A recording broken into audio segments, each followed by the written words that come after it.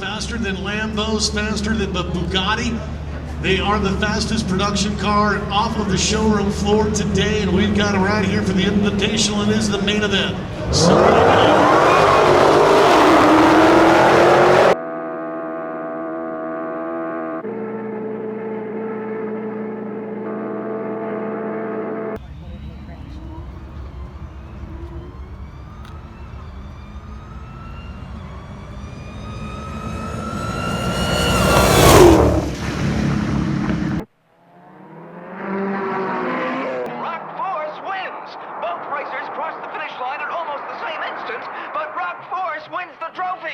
That was amazing.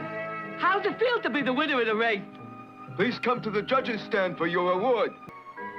Congratulations, Mr. Forrest, and I'm sorry you didn't win Speed. Speed, thank you. You helped me a lot. I'll win the next race that we're in together. Will you? I'll win it. Oh.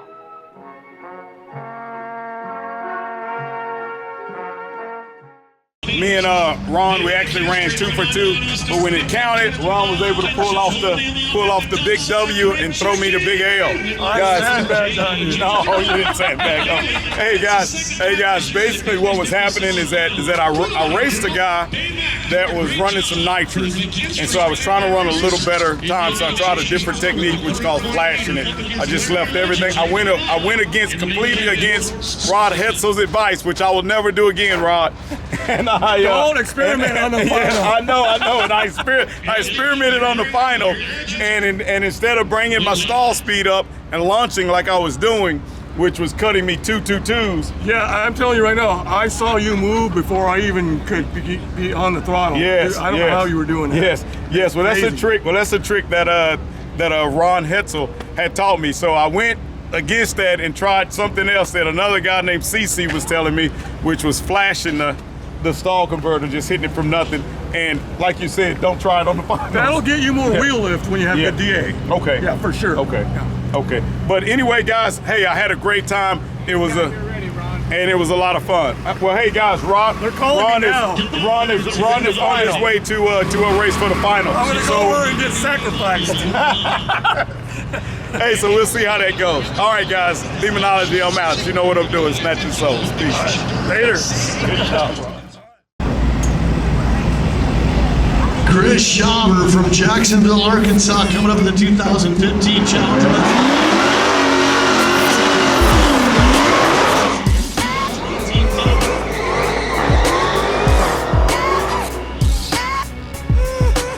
Round 2, you should be in lane. Super Street round number 1, you should be in lane. Super Diesel round 2, Super Street round 1, you should be in the lanes, please. As we're in our HEMI Grudge race.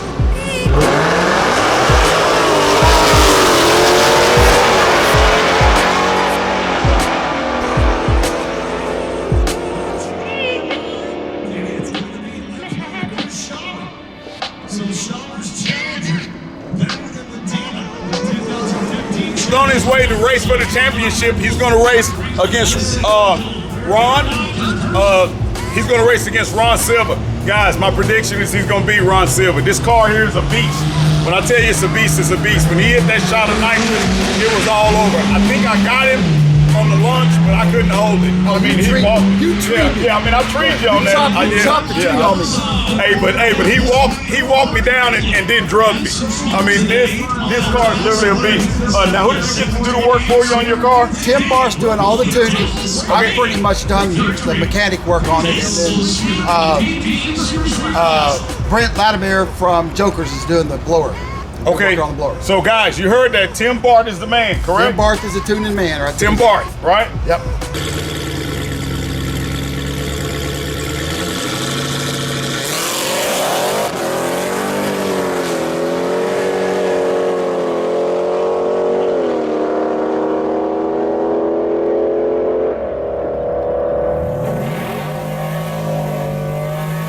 So can you tell us about your Hellcat, Chris, and what all you've had done to it? It's just basically a stock 15 Hellcat with it's got a lower pulley, a 285 upper, and a little bit of nitrous. Nice, nice. Now, what type of times have you been able to run out of it today? I know the DA is terrible today, but what times have you been getting today? We got it turned way down because they won't let us go faster than a 10. Yeah. But I run some 10-0 somethings. Okay, today. Today. Right, and I know that his tires have been spinning, he's been braking, so now he's running a 15-inch rim with some Mickey Thompson ET Street Pros, correct? No, ET Street R's. ET Street R's, okay. Yeah, no pros. So why not the pros? Because I run bracket classes, no preps, and in the real street classes, they won't let you run the They won't let you run the pros. No pros, no brackets, has to be the R's. Has to be the R's. Yeah. Okay, well, hey, let's take a look around the car, and can you show us some things that you got done? And well, who did the work for you? I tell you, one of the biggest things about my car that's different than a lot of others is I'm running the Joker's 285 upper pulley that has a similar setup as a clutched pulley. So when you let off, the blower slows itself down instead of the motor slowing it down. Okay. And this is a nitrous outlet with spray bars inside the blower. And really, that's just about it. And a great tune from Tim Barth. Tim Barth, okay. Tim Barth. We all know about Tim Barth, guys. He's the man when you want to get your vehicles tuned. There's a lot of good ones out there, but Tim Barth is my man. So can you show us where the nitrous bottle is? Yeah, I have it behind Okay, so he runs a dual bottle setup. behind the back seat. Can you look and see?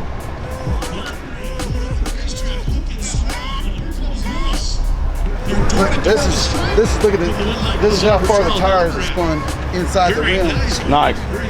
today. Today. Good deal. All right, guys, so there you go. Hey, you know what we're doing. We're out here snatching souls. Hey, I appreciate you. Good man, good man.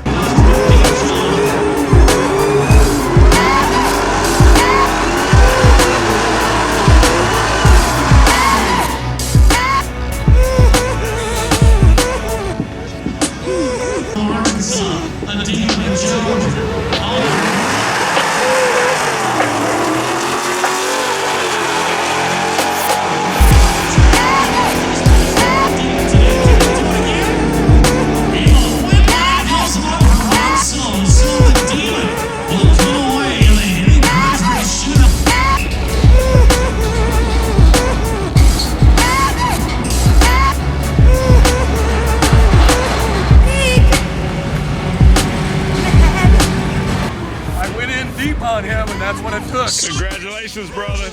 I saw that. Congratulations. Congratulations, brother. I totally lost track of you. I didn't even know where you were. Yeah, you were right. Totally.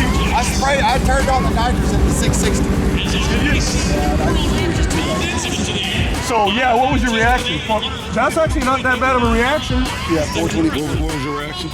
424. What'd you get? A .313, but I went in deep. I figured that was the only way. Oh yeah, you went way deep. Yeah.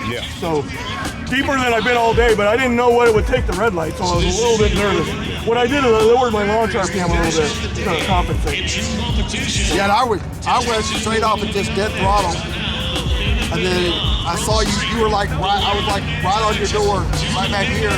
So I hit the nitrous at the 660, and I started reeling you in. Now, were you in the left lane or right lane? Right lane. Yeah, that's the lane I was in. Yeah.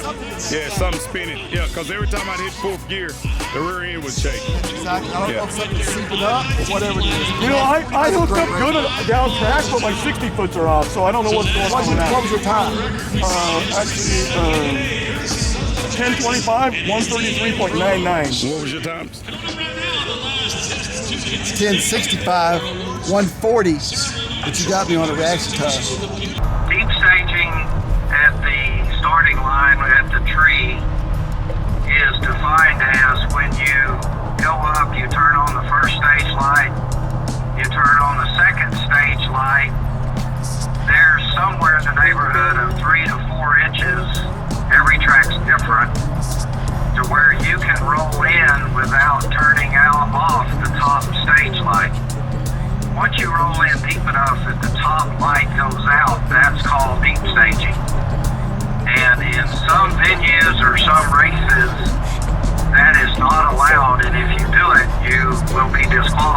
they'll trip the red light.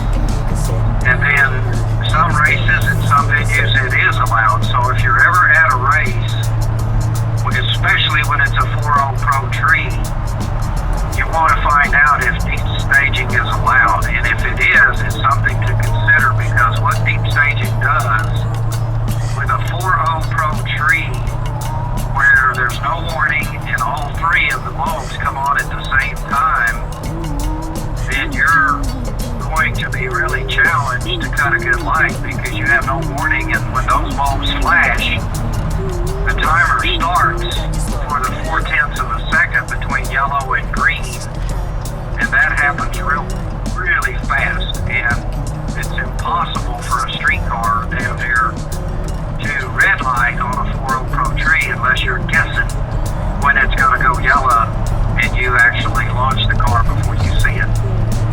But on the deep stage thing, what is taking place is when you turn on the second bulb, if you barely turn it on, that's called shallow staging.